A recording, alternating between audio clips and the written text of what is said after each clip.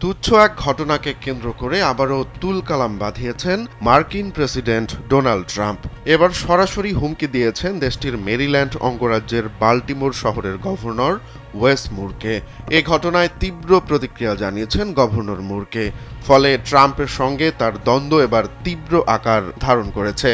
জানা গেছে, আলোচিত এ ঘটনার আগে মেরিল্যান্ডের ডেমোক্র্যাট গভর্নর সম্প্রতি ট্রাম্পকে ওই শহরে একটি সেফটি ওয়াকে যোগ দেওয়ার আমন্ত্রণ জানান, আর তাতেই চটে যান ট্রাম্প। দেন ওয়াশিংটনের মতো সরাসরি সেনা মোতায়েনের হুমকি। সমালোচকদের মতে ট্রাম্প অপরাধ দমনের নামে বিভিন্ন ডেমোক্র্যাট শাসিত শহরগুলোতে ন্যাশনাল গার্ড পাঠাচ্ছেন। ট্রাম্পের এই সেনা মোতায়েনকে প্রকাশ্যেই ক্ষমতার অপব্যবহার বলছেন ডেমোক্র্যাটরা। যমুনা স্মার্ট রেফ্রিজারেটর, স্মার্ট লাইফে স্মার্ট রেফ্রিজারেটর।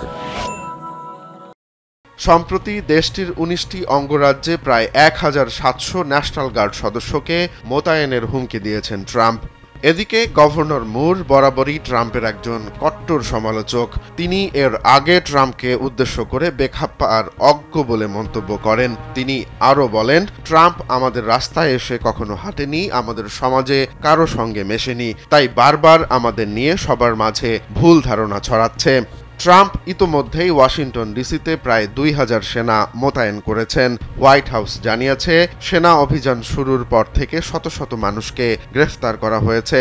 এর আগে ওভালে এক ভাষণে ট্রাম্প দাবি করেন ওয়াশিংটনে পুরোপুরি নিরাপত্তা ফিরে এসেছে। পেন্টাগন নিশ্চিত করেছে রাজধানীতে মোতায়েন সেনারা শুরুতে নিরস্ত্র থাকলেও এখন তাদের অস্ত্র বহনের অনুমতি দেওয়া হয়েছে। তবে সেনারা এখনো পর্যন্ত কোনো আইন প্রয়োগ করছেন না এবং অবস্থান করছেন স্থানীয় ল্যান্ডমার্কগুলোতে।